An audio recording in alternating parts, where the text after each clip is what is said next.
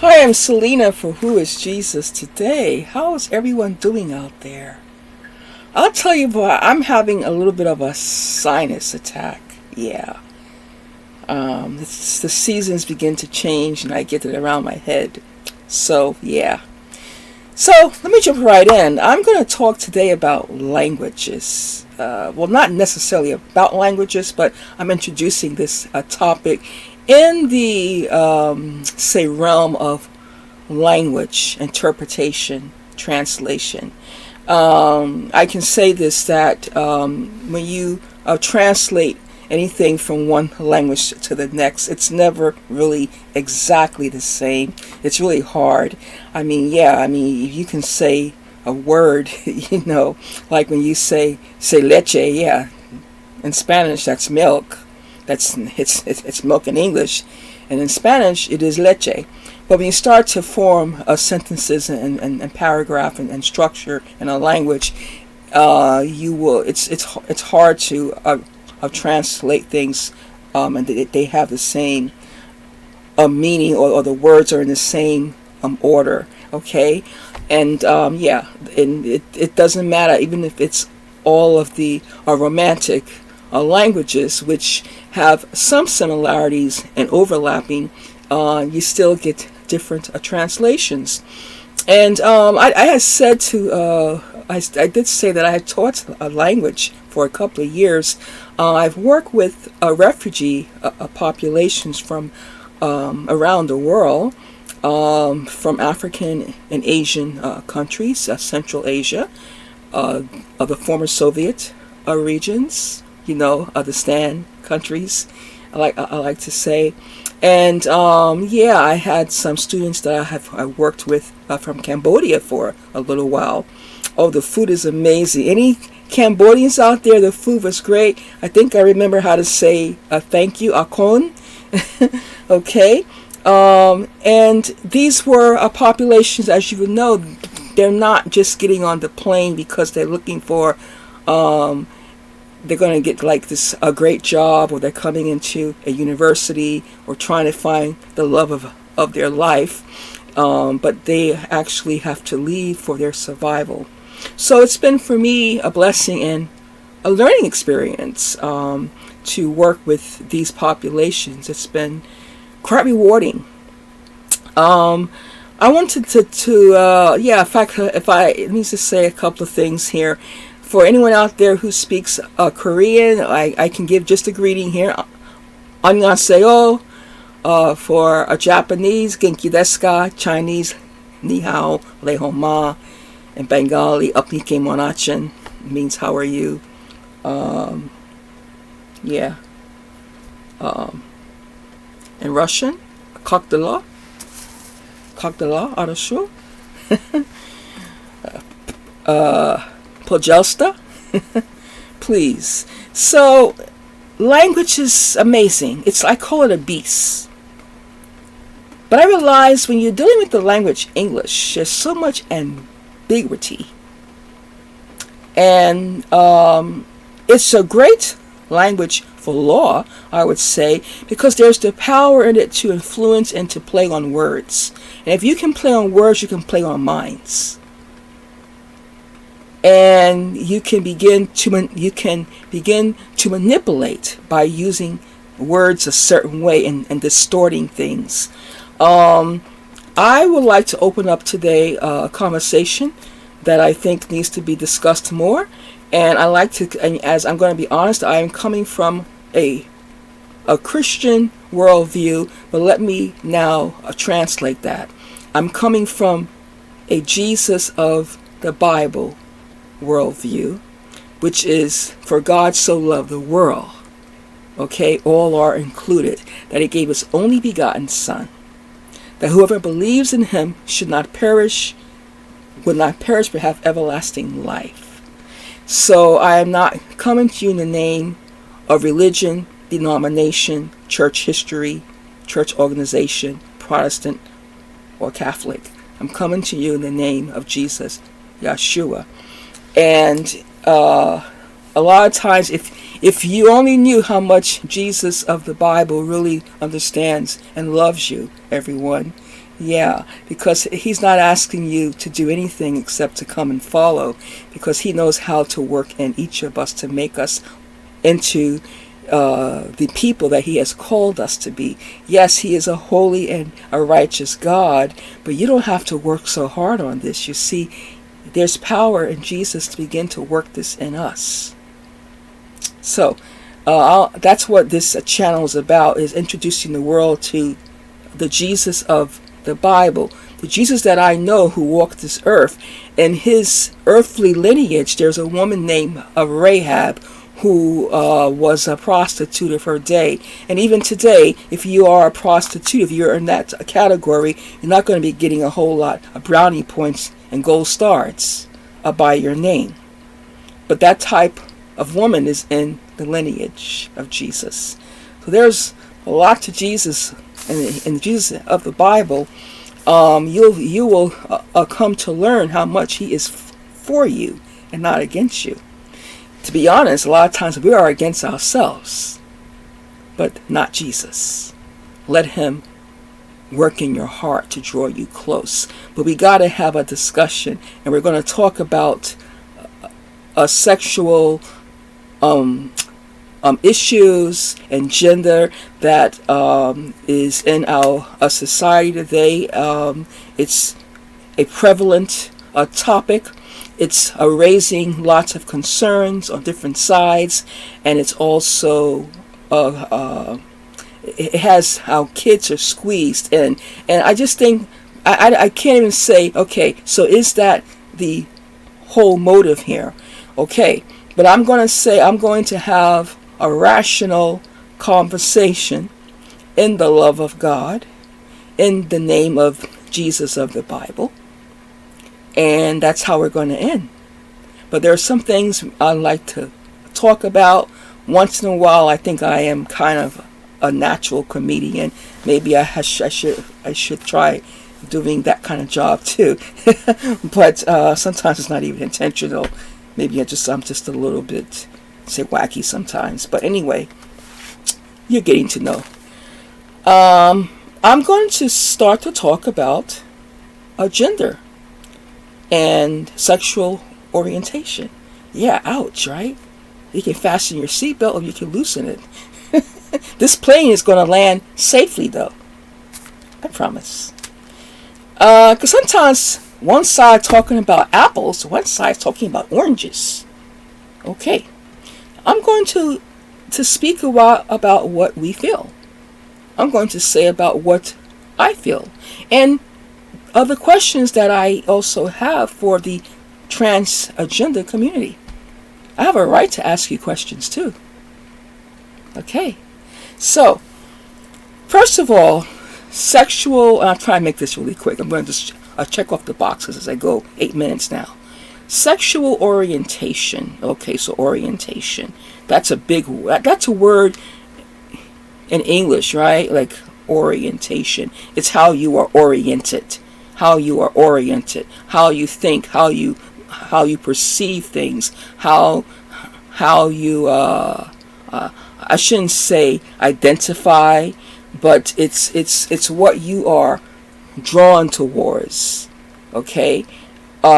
Basically, it's how you practice, right? So now we're talking about sexual orientation. Okay, so my question is, doesn't this also include a heterosexual community? Because to be a heterosexual, which is what I am, isn't that also an orientation? So that's a question there. I think the answer to that question is yes. Okay. So the discrimination has to be against, if it's going to be against one type of sexual orientation, it has to support all, both sides. So also it should be including a heterosexual, which is the majority, as we know, but we'll get into that discussion a little later. My lamp might blink. There are some little problems here with that in this particular spot, but yeah, just this particular spot. Okay, so at the same time, then it seems to be okay. It should be. In fact, it is, as far as I'm concerned, for heterosexuals to continue to still celebrate our identity as heterosexual beings. Right. Right. We do have a right to continue to celebrate it. And I mean, this is not saying that you're not you don't have the freedom to choose another sexual orientation, because of course you do. Right? That's the law. But the law says that we all can. So, as a heterosexual, I am choosing to continue to identify and to celebrate my existence, my orientation as a heterosexual here in the 21st century. And it's something to celebrate, because to be honest with you, you wouldn't be here or me if we didn't have this type of relationship. If you didn't have the relationship that is just really between a man and a woman, I would not be here, and you would not really be here. So whatever you are choosing to identify with today as your sexual orientation and preference of a partner, we still know that we are existing today because of heterosexual contact. That's amongst the animal kingdom as well as the human kingdom, humanity. In fact, I mean, let's just be honest. We'll become extinct. I mean, like, unless you want to become like the Shakers, the Neanderthals, the Denovicens, and the dinosaurs. Because they ain't no more. And we're actually losing more populations because of not as much, and they're not really coming together much because of histories of colonizations, of course, but populations are shrinking, such as the origin of Polynesians. There are less and less Polynesians today. There's a DNA that's all spread out. But by the way, a lot of us also have a little of the Denovicens and the Neanderthals, because that DNA got all broken up in populations. But I dare to say, does anybody out there think they have dinosaur DNA? That'll be the first. I told you I'd get a little wacky. It just sometimes the switch just turns on. But I mean, I can't imagine a dinosaur DNA. The Shakers was a Christian community that believed in celibacy. So they don't exist anymore, they say, but I don't know. Who knows? If you check, maybe. Because, I mean, they came from England. So I find it hard to believe that there's no one alive today that doesn't have some ancestry connected to the Shakers. But they said that they're all gone. So that was a little bit of humor there, right? Yeah, I told you that this plane's going to land safely. Yeah, sexual orientation has to include all. That's the homosexual as well as the heterosexual. And as we know, we can celebrate it. It's okay to celebrate the heterosexual, God's original design, because that's how we got here. That's even how the dinosaurs got here, but now they're gone. They went somewhere. Okay. Gender expression. Now this is a play on words. Gender expression. Okay. I say it involves, in order to express your gender, because I am also doing a gender expression. Gender expression. This can actually be unisex, because there are guys that put their scarf on their necks like this too, right? Now, if I put on a little bit of foundation, a little lip paint here, this is considered as a social norm historically as a female, a woman gender expression. I do gender expressions every day because every day I express my gender as a woman, as a female. How is that done? That's done with my choice of fashion, my wardrobe, how I, a skincare or hairstyles. But even this can be worn by a man or a woman, and that's true. But for the most part, every day I am also very conscientious of my gender expression. I express my gender in the gender that I am biologically, how I was actually born into the world. Okay? Right. How I was conceived. Now, for those of you who like to express your gender in a way that is different from how you were when you were born and how you were raised or grew up, and you came to a place in your life where you says, no, that's not how I feel who I am. I may have been born in this particular gender, but this is not who I feel to express myself as. Okay, so then you are expressing your gender in a different gender than what you were initially assigned to at birth. Are we speaking like the same language? I mean, this isn't Greek, or Swahili, right? So yeah. So in that case, this involves choosing an applicable fashion trend, a wardrobe, creating a wardrobe that makes whatever gender you are expressing possible and visible. I don't have on a tuxedo and man shoes and a mustache. You know why? Because that's not my gender expression. But if a man is walking into the room, he's got on this nice tuxedo, he's looking good, right? He's got his hat on, he's took care of his mustache. He's got that nice voice, baritone. Okay. It's a given. You don't have to say, well, what is he expressing? He looks like a man, he sounds like a man, and he's wearing man clothes.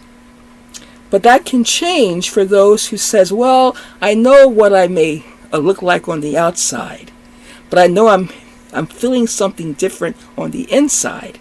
So in order for me to express and make it visible to the world what I feel on the inside, I'm going to have to create a wardrobe that will validate how I feel, and this says to the world who I am, regardless of the biological makeup. This says to the world who I am. I get that. That isn't rocket science. You just have to go to either JCPenney, whatever store you shop at. I used to go to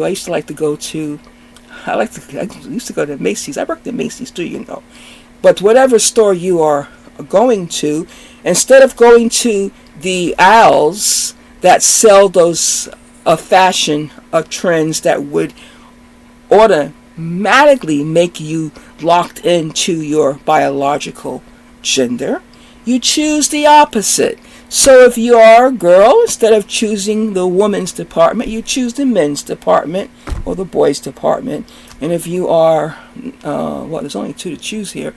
If you are a man, you choose the a woman's department.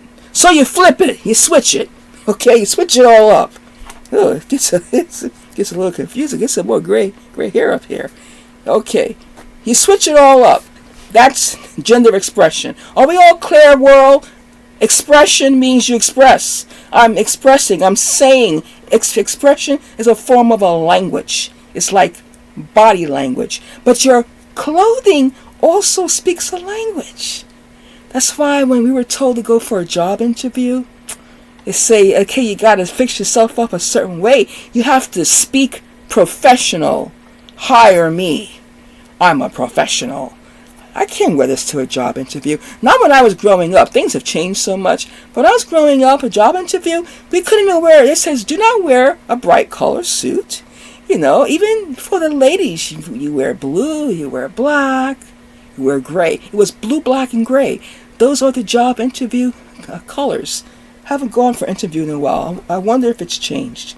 But that is expression. That is professional expression. You see? Gender identity. This plane's going to land safely for all of us.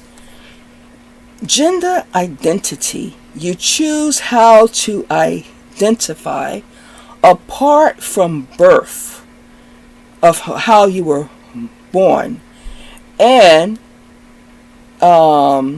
so doesn't this have to include changing your name as well and your wardrobe to match the gender that you have to identify with?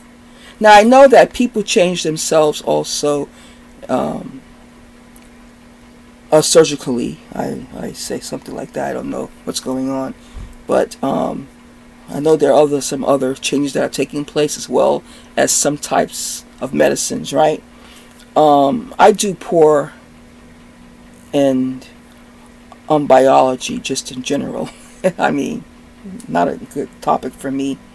But I think this is just kind of common sense here.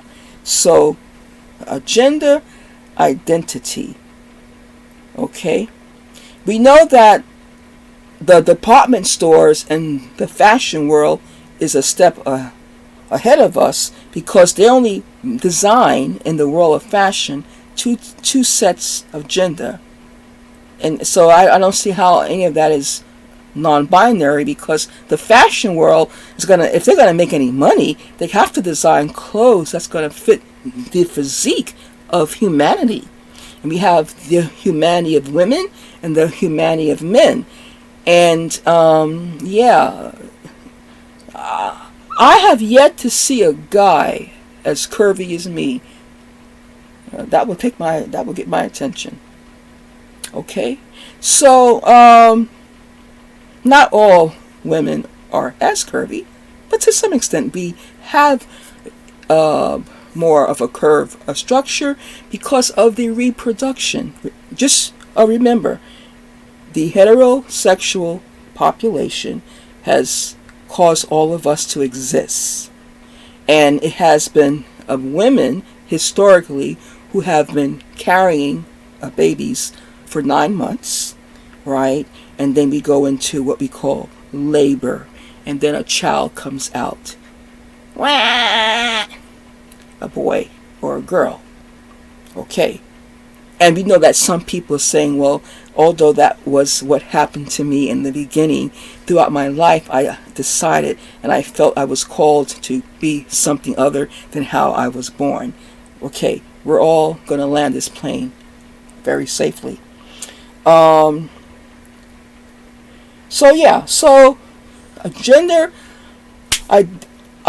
identity can go as to the far extent of it being things done surgically to undo the original order of the biology, and then you can take, I told you that would go down. That light's in agreement, okay? Or you can just go the easier route, it seems, and just really put it on. Like, go to a department store and just change up your wardrobe. As far as changing names, I kind of figure it out, because you see, as I said before in one of my teachings, the Latin names in Spanish, the Latin letter is for a female is A. So that's why a lot of the girls' names in Spanish also end in an A, or anything that's Latin. I would say, even Greek and Italian. So, Selena, not Celino. And if you are maybe Paul, you decide to be Paula. You see, got that A on at the end of Paul, you get Paula. You may be Leo, but you decide to go and be Leah. Okay? So that's it. It's just really making things that you can easily change applicable to the gender you identify with. Yeah. So we're on the same page, right? Yeah. That's how you match your identity. Okay, sexual preferences. Now, are you referring only to choosing romance of the same gender? Or can this also include the choosing of opposite sex? Because you see, sexual preference, look at the word preference. Preference is preference. Okay? I have to laugh at myself. This is going to be on video. It's okay. If any of you need a laugh out there, I hope I help you. A preference is preference. I tell you, we're going to all land this plane safely. Preference is preference. So, the heterosexual community, Christian and non-Christian, we all agree on this. We also enjoy celebrating our heterosexual preferences. You see? I mean, you just can't leave us out. We got some rights too, After all, that's how everybody got here. Okay. We're going to wrap this up. We're about done. So, my question is to the fashion world out there. Any of you work in the fashion world? Do you have a upcoming plan to create a non-binary, specific fashion? I'm just kind of asking because you see, the bodies don't really change. And here's the thing. You age according to your natural gender. Yeah, you will.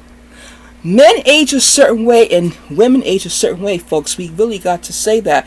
And I have seen that even when people do more of what we would call the think of a word. Come on, English teacher. You think of a word. Well, you go all the way and you do these changes. You don't change your internal organs. What I mean by that is the liver, right? The kidneys, the gallbladder. There's ovaries. I'm bad in biology. Let me try to remember that. I know the body outside. I don't think I know it too well on the inside. Yeah. You got all these things on the inside, thank God. We are a miracle. What a machine you are. Regardless of who you are today, what you think, or how you look, or what you believe, we are a masterpiece of the Creator's hands, because there's so many internal organs in us. And you see, these organs were also created at birth, and they are also gender specific. Yes, they are. This is why there are certain types of cancers, and God forbid that I don't get it, or people that are hearing me, but some that a cancer is real. I don't wish this on anyone, but it's also a gender specific, right?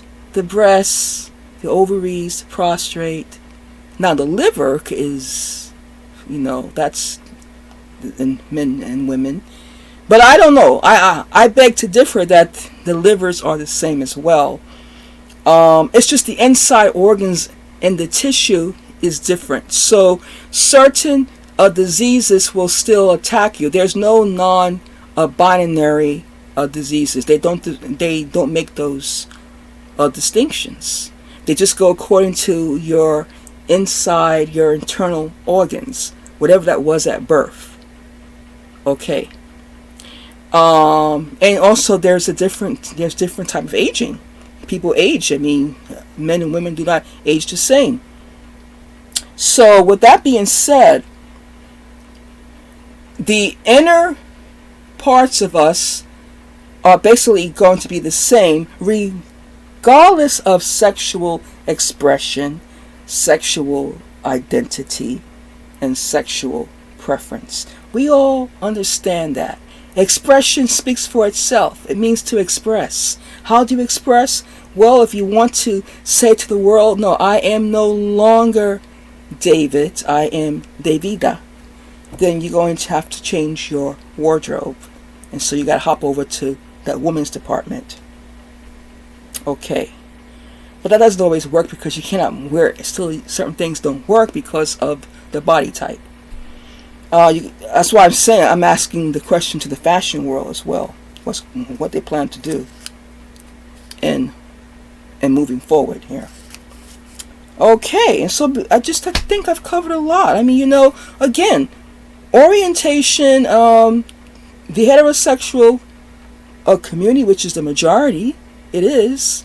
There's nothing wrong to elaborate and to celebrate our identity and to keep falling in love and getting married and reproducing life so that we can continue the Homo sapien species. It becomes like the Denisovans and the Neanderthals, and it's no more. I understand the thing about expression. Yes. This is an expression. This is an expression. For me, I'm expression based on my gender. Okay? Right. Okay. Gender identity. Yes. In your mind, you've said, no, I'm not that. Someone is looking at you, you're saying to the world, no, I'm not exactly what you see. I'm someone different on the inside. But let's be honest. Your insides don't change. Your insides don't change. You can alter some things, but the insides don't change. The organs don't change. So basically, this identity is carried out with the changing of fashion, including colors, or makeup and hairstyles, and things of that nature, right? And again, sexual preferences. What do you prefer? I get that. That's not a hard word to understand. A preference is what do you prefer? What do you prefer? And again, yes. I'm not saying that I agree with what everyone prefers, but I do understand what this means. Now, in closing all of this out, what's the conflict? Because, first of all, the heterosexual community already know that we are the majority. And I believe, we always will be, unless, we can keep pushing things for a couple of generations. And then they'll be saying in the future, there won't be that many left, they'll say, what happened to the Homo sapiens? It's just a few of us left. Well, you stop reproducing them. Ta-da! It's not rocket science. The conflict here. You know what? I speak on behalf, I believe, of a lot of people in the Christian community. There is love and not hate for those who are different or think differently from us. There's a misconception here, and there's a conflict that really isn't credible, because the truth is, when you come to know the Jesus that we know of the Bible, Jesus did not tell us to hate and despise people who were different from us or even think differently. In fact, we are to be in the world but not of the world. I get you. I get where you're coming from. I do. And I don't have to agree, though, to get you. I don't have to accept it for my ideal way of thinking and living, to have a heart of a righteous love. It's just like, someone says to me, I know that pistachio ice cream is the best. I say, no, it's not. It's lemon. I love lemon, although I like pistachio. What's the conflict?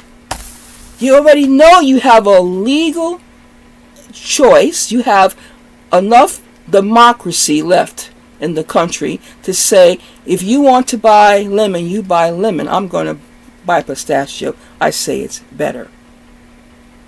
There is no a question about everyone having a freedom of choice for their gender expression, sexual preference, gender identity, sexual orientation.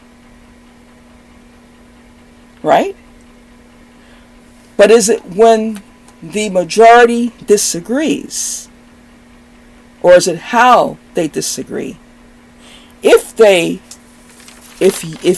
you are brought under harm and attack and ridiculed and just denied the right to exist and to get a job because of your sexual orientation, expression, and preference, then if a Christian who knows the Bible, who knows the Jesus of the Bible, is not against your human rights and your right to choose between your sexual orientation and expression and preference. Because first of all,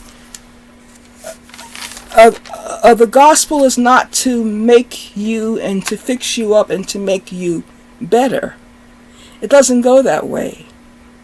I know the Jesus of the Bible. I understand what the Jesus of the Bible requires from the lives of men and women by his grace. But I can tell you this, Jesus did not come for the righteous, for those who already had everything all together. And to be really honest, homosexuals and heterosexuals need Jesus and have no righteousness of their own. Yes, the Bible does uphold our relationships between a man and a woman. That is really how we got here. That is really how we got here. So what's the problem there? What's the problem there that I uphold that? Because that is the original design. Understanding some are choosing an alternative way of thinking and living. That's why you have protecting laws in this democracy for you to express yourself and make your choices and orientation based on what you want. It doesn't mean that it's in the will of God or the righteousness of God, but you have been given a right to choose. We've always had a right to choose. That's what it's been all about. It's been about you having the right to choose. Jesus says, whosoever will, let him come. He's not going to pull you by your neck. Jesus says, whosoever will. But thank God, the Holy Spirit draws us to Jesus. It draws us to the truth. Here's a Bible verse I'm going to close with. Mark 2:17. When Jesus heard it, he saith unto them, they that are whole have no need of the physician, but they that are sick. I came not to call the righteous, but sinners to repentance. Put your name there, homosexual and a heterosexual. Put your name on the list, because I know I got mine there. Okay? Because I know still there's something in here that can use a transformation and upgrading in Jesus. But he began to work on the inside of me a while ago. And I invite you to let Jesus work on the inside of you. Now, let's be honest. You can't change things but so much. But whenever we are choosing to go outside of the order of creation, there is something that is also happening on the inside. And I want to assure you today, whoever you are out there, Jesus loves you, whatever is going on the inside of you. Christ died for it. It's nailed to the cross. Okay? And yes, you do have your rights to make your choices. That's one thing that God did when he created mankind, was he gave us the right to choose between good and evil. This is true. It doesn't just only has to do to sexual choices in life. This plane has landed. It has landed safely for all of us because we all need Jesus. We all need Jesus. But to live at peace with this community doesn't mean I have to denounce who I am and what I believe in and the God that I serve. In fact, the God that I serve tells me to love you regardless of who you are and how you look and what you believe. This is true. Sometimes you just don't know enough about Jesus. You don't know enough about Jesus. If you know more about Jesus, regardless of what you choose to do in life, you'll want to hang around him more and get to know him. I invite you to get to know the Jesus of the Bible. Okay. Hopefully this conversation can help all of us a little more. And this plane has landed. And it landed safely. Not even so much what they call it, air pockets. Until next time, shalom.